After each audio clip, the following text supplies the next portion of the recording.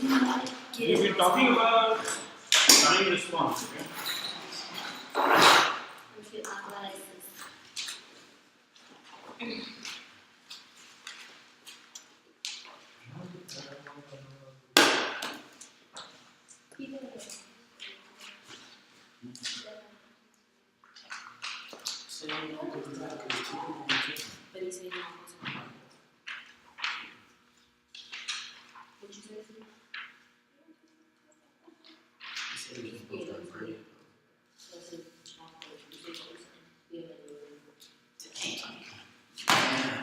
You know, it wasn't ready. It wasn't ready.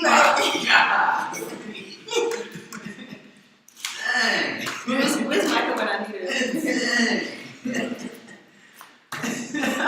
Let's talk about that thing, but Nice. okay, we So we have last class we discussed poles and zeros of a system. Okay. Okay. Transfer function. So just to remind you again.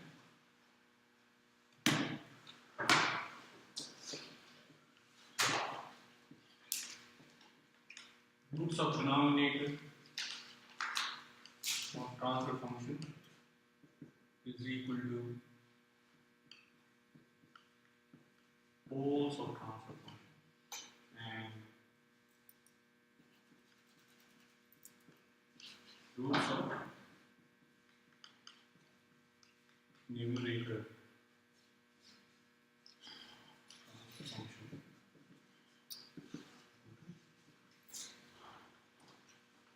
Zeros of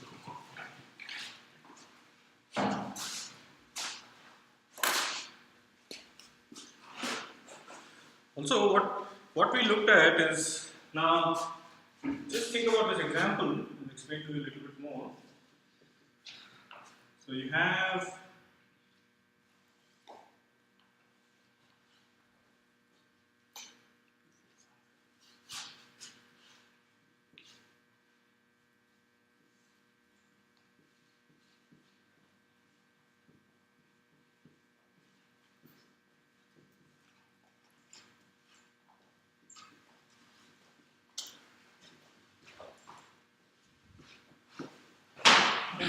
if you are given this system, so what is the transfer function of the system?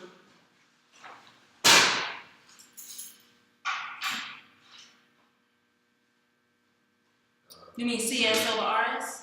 Yeah. That's what you're asking? What is it? Well, you have Huh? In the box. Yeah, whatever is in the box, that's the transfer function. Okay? So this is GS, this is called G of S. Okay? Now what are the poles of the system of this transfer function? Huh?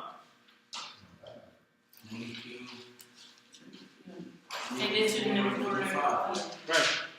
And what are the roots of the system? What are the zeros of the transfer function? The negative 3. Negative 3. Right? Now here, this is how simple it is. These are the roots, these are the poles. Sorry, these are the zeros, these are the poles. Now if I ask you, what is the step response of the above system? What you need to understand is, when I say step response, this means response to a step input. Okay? So it could be, if I say what is the unit step response, it just means response to a unit step input. Okay?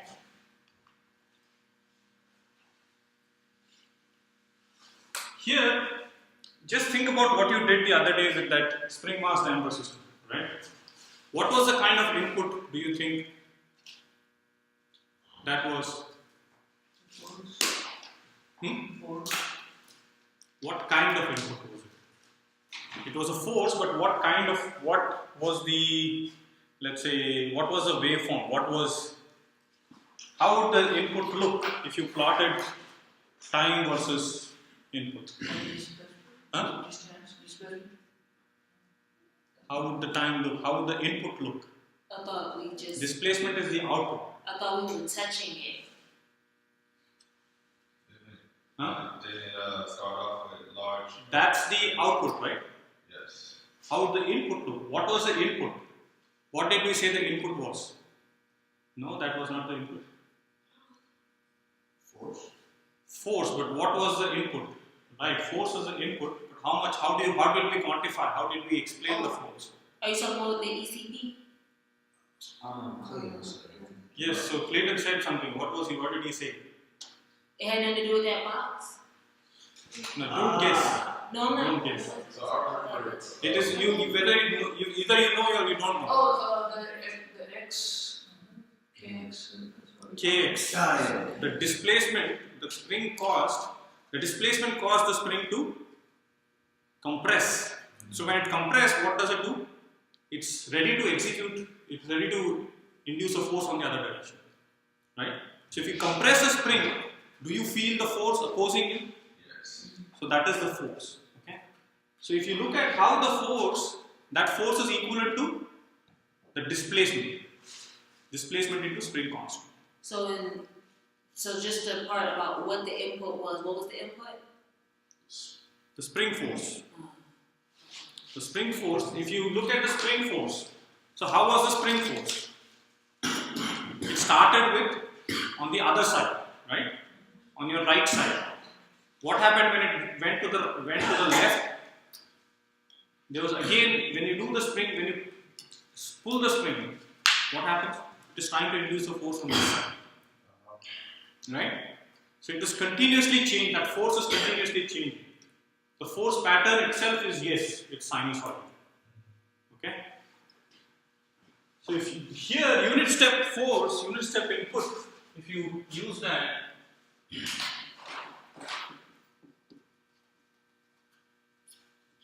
let's just call this waveform. Okay?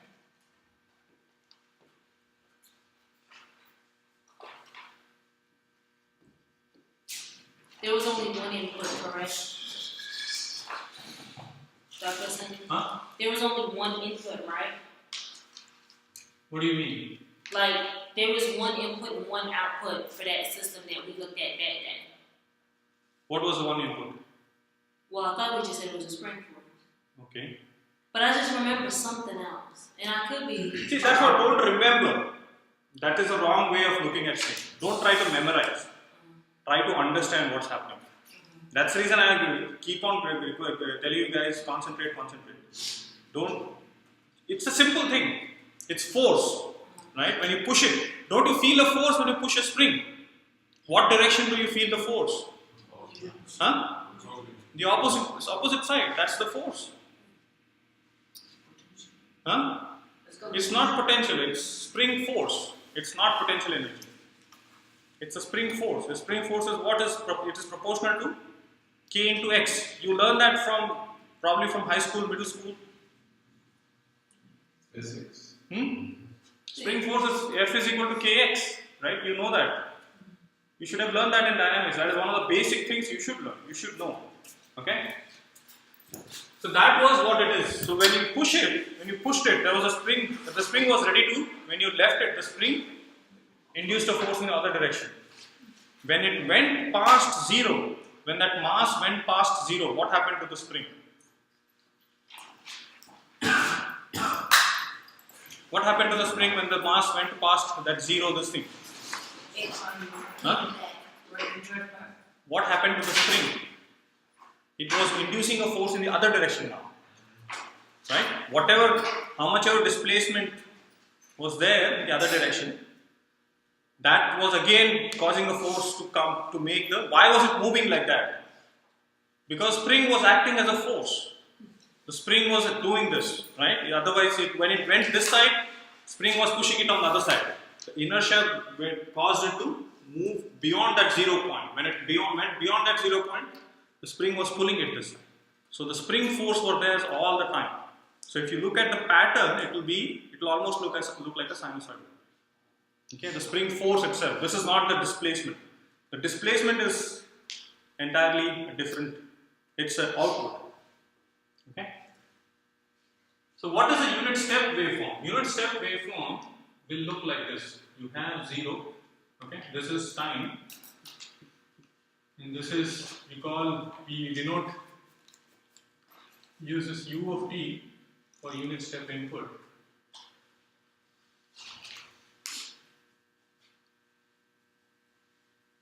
So this is how unit step input looks like. Okay, it's a constant. It's just constant force. Only one force in one direction. It's not changing. Okay. So if you look at this, when I say unit step response, what is the response of this system to such a input? Okay. So here, if you are asked this question, you should say unit step response, which implies R of S is equal to 1 over S. Okay. So unit step input is defined as like this: U of t is equal to 1 for t greater than 0, and it is equal to 0 for t less than 0. Okay, it's simple. As time goes from 0, when time is greater than 0, the value of u of t is 1. For time less than 0, the value of u of t is 0. And if you take the Laplace transform of this, see, Laplace transform of this is what is just 0. What is the Laplace transform of u of t? 1 over S. 1 over s. So u of s, you can say here r of s or u of s is equal to 1. We can just say this is as r of t. And I can say here r of t is equal to u of t. Input is a unit step input. Okay. So now your C of s would simply be g of s into r of s, which is s plus 3 divided by s into s plus 2, s plus 4, s plus 2. And if you don't, especially when we are doing experiments, if you don't understand, ask there and then itself. Okay, make a better attempt of understanding what's happening. Are you writing the transfer function? This is the output. This is the response. So I've just taken this g of s, okay, multiplied by this 1 over s. That's what you get. Okay. Now C of t would be what? Laplace inverse of C of s. Okay. So it will simply be, you will do a partial fraction expansion on this one. Okay. And you get the response as k1 over s plus k2 over, it's simple, s plus 2 plus k3 over s plus 4 plus k4 over s plus 5. Okay.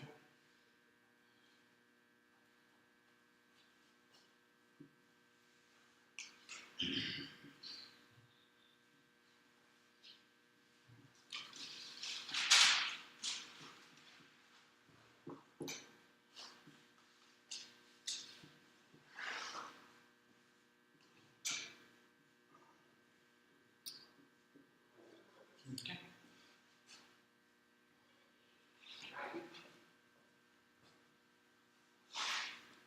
So if you look at this, this is still C of s.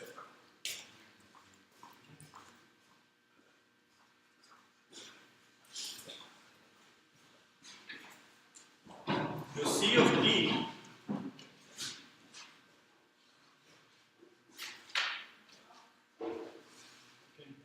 let me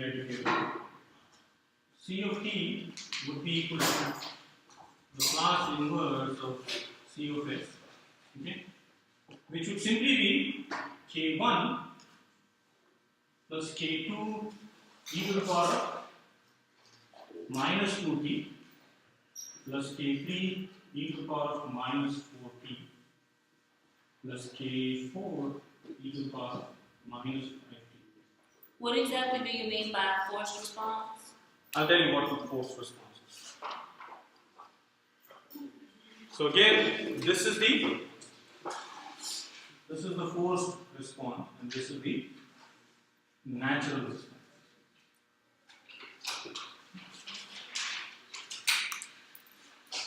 See, when we discuss response, one of the things I told you is most natural responses are exponentially decaying responses, right? Do you remember? Do you see that here? Do you see that exponentially decaying? Why is it exponentially decaying? What makes it? What is the one operator which makes it exponentially decaying? Time. Time of friction. K. Huh? What is the one? Why is it exponentially decaying? If I ask you. E. E. What else? Huh? Huh? E makes it exponential. What makes it decay? The negative sign makes it decay. If this was positive, it would make it unstable. So basically that denominator. Right. So this E and this negative, this E makes it exponential, negative makes it decay. Okay. So that is exponentially decaying. So that number says like how fast. How fast it is going. This number, this 2, 4, if you look at this 2, 4, 5, these are the poles.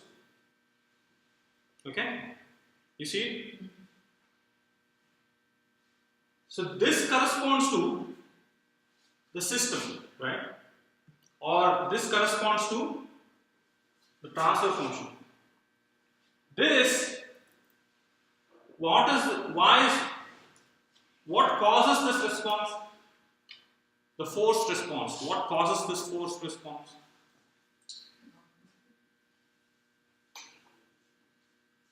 Well, we said the unit step. What causes this? What is? If you look at this, look at this, and look at this. Right. So this is this K1. What causes this forced response? Why is it because of? Response is the other. What causes the response? The input causes. This is solely because of the input. Right? You see it? This S. So as long as this input is there, the system is forced to respond in a certain way. If that input was not there, what would have happened? Nothing would happen. It would have just naturally decayed. Okay? So if you are flying an aircraft, if you stop the input, what is going to happen? It's naturally going to. Oh. Okay, this response, after a certain time, it will practically die. So if you look at any system, initially this natural response will take over. Okay? After a certain while, this will dominate. This forced response will dominate. This only will keep systems going. Got it? And you should be able to relate that to the map here. The poles and zeros. Okay? So now you understand this K1, K2, K3. What are these parameters? This K1, K2, K3, K4 are because of the numerator. Okay? They don't have a very huge impact. They will not drive the system. They will act like more like a amplifier. You understand amplification? So the bigger this K is, that many times it will be forced to respond. You understand? This K will act like a gain. You understand what gain is? What amplification is? Gain or amplification. What understand what is one of the basic amplifying factors? You've heard about this gears amplifier. Gears can be used as amplifiers, right? Right, by inputting a certain thing, if you are going uphill, It'll be that push to kind you'll of be on a get you- lower gear, right? So it is amplifying. You're actually amplifying. You saying when you talking about like you're on a bicycle You're on a bicycle. and you're going uphill. You saying you turn your gears down? I You, thought are, were you, saying you said it's Oh, to the lowest gear. yeah. You'll go down to the lowest gear. Yeah. So if you if you make 2 or 3 motions, the wheel will make 1 motion. Okay. So that is it is not, you may not want to think about it as an amplification but going down. But at the same time when you're going downhill, what happens? You're going on an upper gear. Like if you make 1 rotation, your wheel will make 2 or 3 rotations. So that is a simple amplification, right? If you have, what are the other amplifications? Your music system as an amplifier. Everything can be amplified. So this is a gain or an amplifier. The numerator affects or contributes to the amplification. Okay. I want you to clearly understand the importance of this poles. These poles determine whether the system is stable or not. This will not determine, the numerator will not contribute to the system stability. Is it clear here? Can the system go unstable regardless of how big this is? Unless its amplification is infinity, the system will always be stable. You get it? This K1, K2, K3, K4 are because of this numerator. Right? Can they make the system unstable? What does an unstable system mean? Huh? It's not the game. But what does an unstable system mean? It doesn't go back to 0. So this has to be, for example, this has to be positive. The sign has to be positive here. E to the power of positive 2t, e to the power of positive 4t would be unstable. Right? For that to be unstable, what if this has to be unstable, what has to change? Then they need to be negative. They have to be negative. So Right. it means it's turned by the Regardless of, you cannot make that unstable by doing anything in the numerator. Can you change anything in the numerator and make it unstable? If you make the numerator 0, how does it do? Then that is not a system. Right? So that is not a system if it's 0. Okay? That is just something. That is no system in itself. We are not a static system. Okay? So isn't it determined by the denominator? The poles determine the stability. They are what determine how the system is going to respond. I don't see how the numerator is determining like the natural response.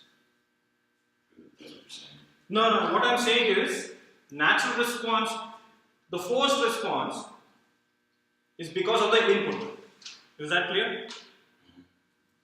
But this K1, K2, K3, K4 is because of the numerator, because of the zeros. How will this K2, K3, K4 change? How can you change this? Only if the numerator changes.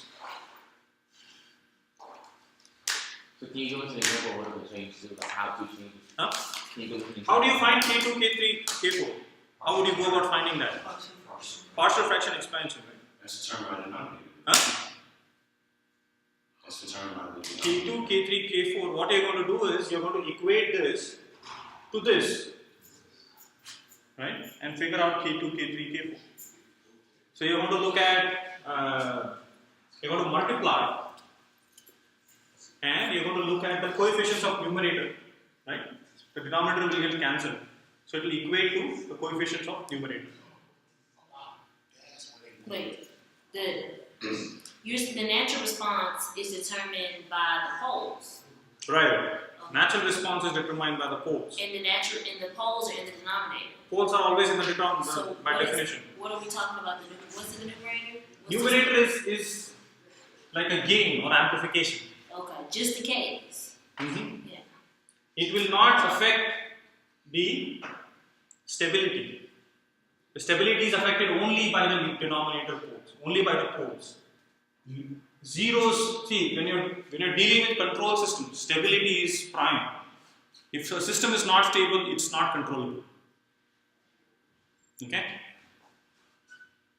It may be amplified, it may not be amplified. What does amplification mean? It means how much higher or lower you're going to go. Okay?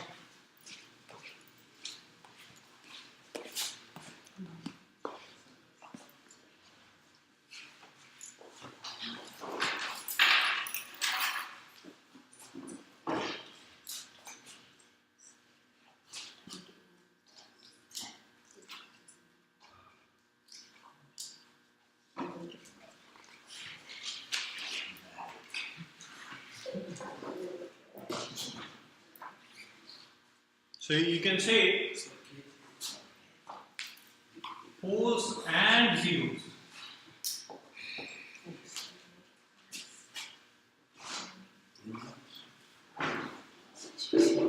Generate the amplitude of system. So you are right, Clayton. Poles can also contribute to the amplitude. Okay, but zeros cannot contribute to stability. Is that clear?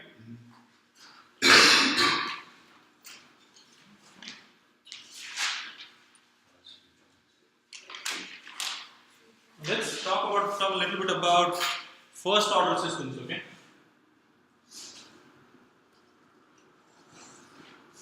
So poles and zeros, are poles and zeros clear to you guys? Everyone? Okay? First order systems.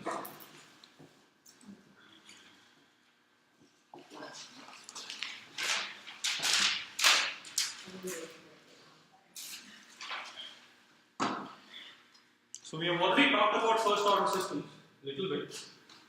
The general representation what we are going to use is A over S plus B.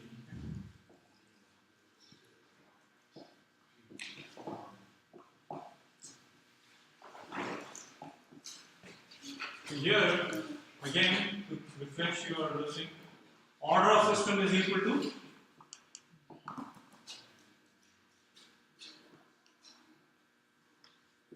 order of polynomial in the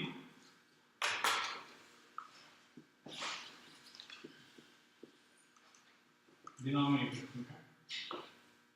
So this is a general representation of a first order system. Okay. Now, if you look at step response, how would the step response of that system look?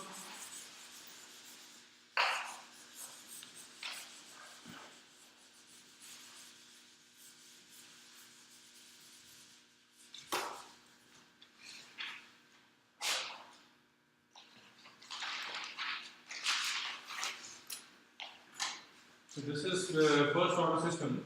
Now let's do a little bit of pole plot. This is J omega, sigma. Where would the pole be?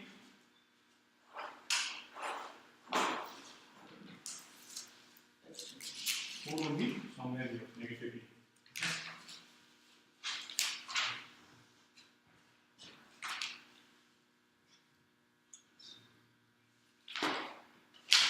Where would the zero be? What are the axes? This is sigma, the real axis. This is the imaginary axis. Okay.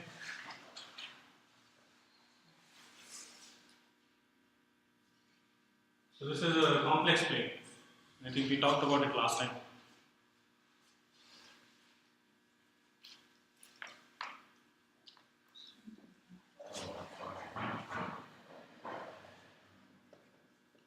unit step response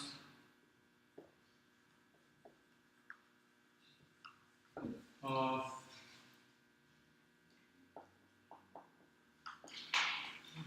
system.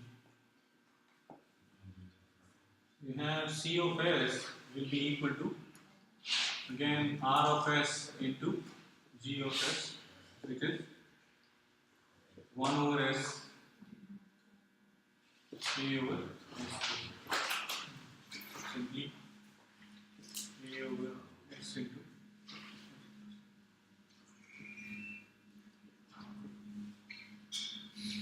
Therefore, C of T would be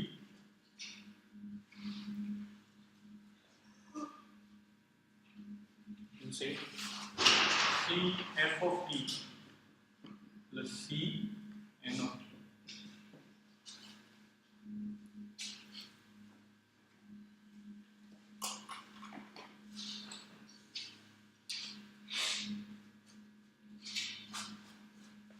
This should be 1 minus e to the power of minus 80. This is the, again, what is this response? CF of t. What does it represent? Force response. Cn of t is natural response. Okay. So again, if you look at here, the only parameter which is, or the parameter of highest importance in terms of first order system is this A. Okay, that pole.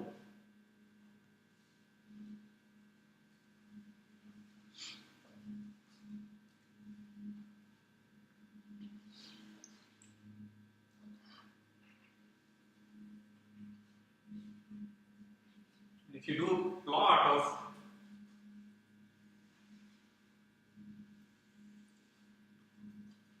T versus C of T, let's say this is your input 1.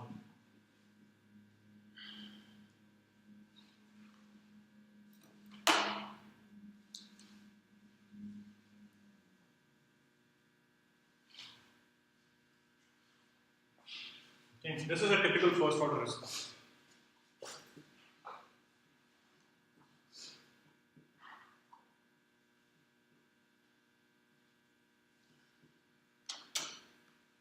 Step response.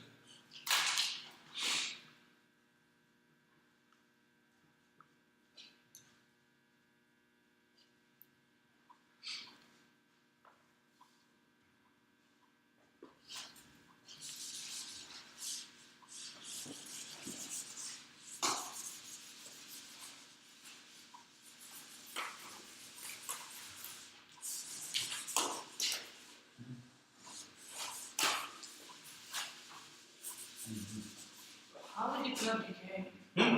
How is it not decaying? Gain? How is it not decaying? It is still decaying. Is it? What is happening here? Tell me. You see, non-decaying systems. See here,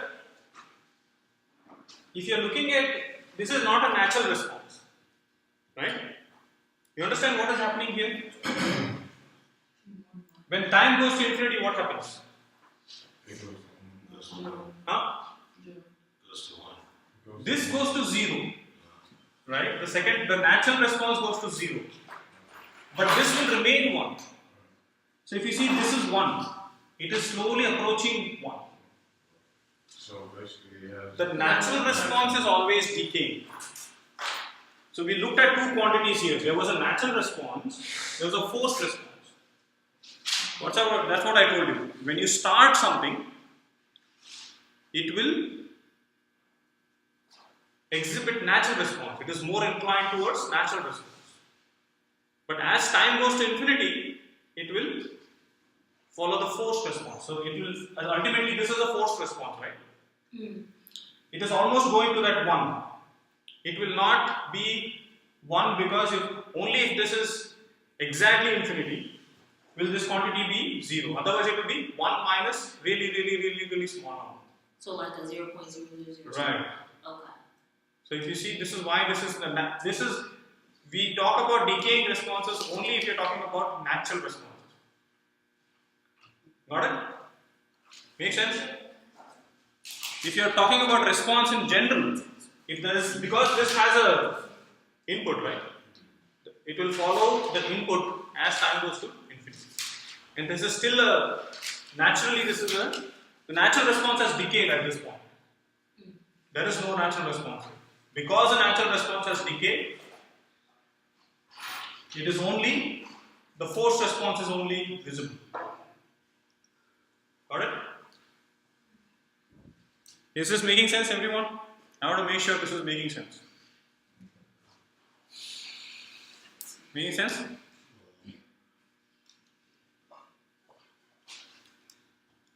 It is decaying, but the decay is so small that really all we're looking at is that one.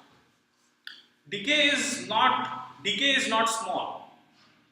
Well, when I say the k is small, I'm saying that value, that e to the negative at, it becomes so small that when we subtract it minus the 1, graphically, that's all we basically need to show. That's the way Right. my mind is interpreting this. So when t is equal to 0, what was the response, tell me? 0, 1.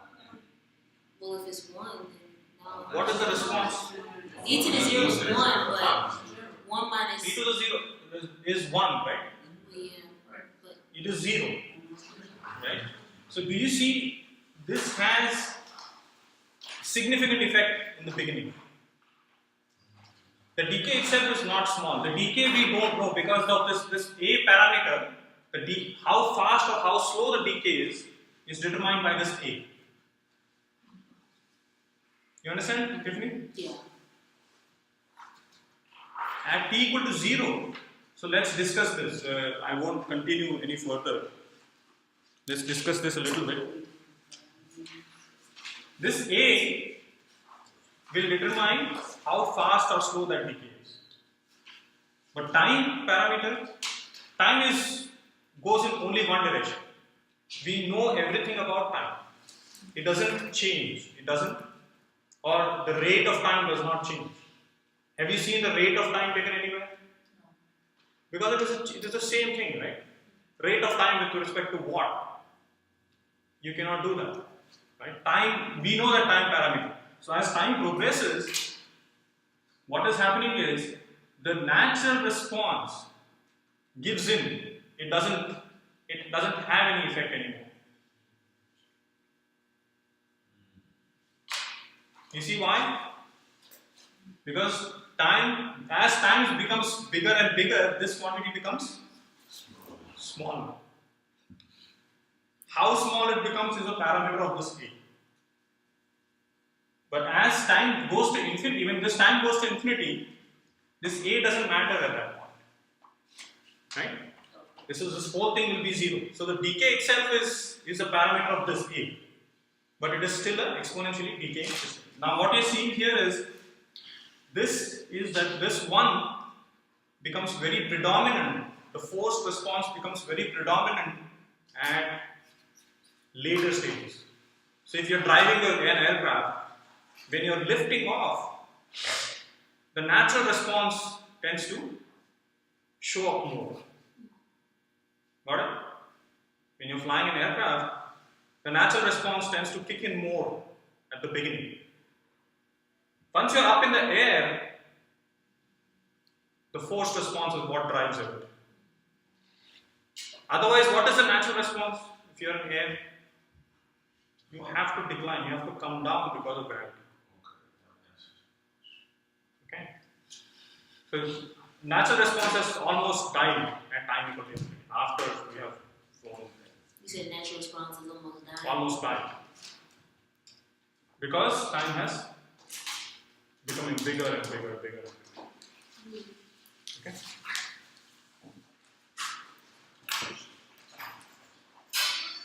And what you see in this differential equations, when you do the differential equations, there are two solutions, right? There is, what is the first solution you see? The The general solution and the particular solution. Do you remember? The general solution is the natural response. And the particular solution is the force.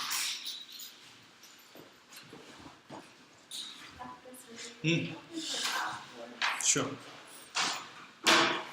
Teach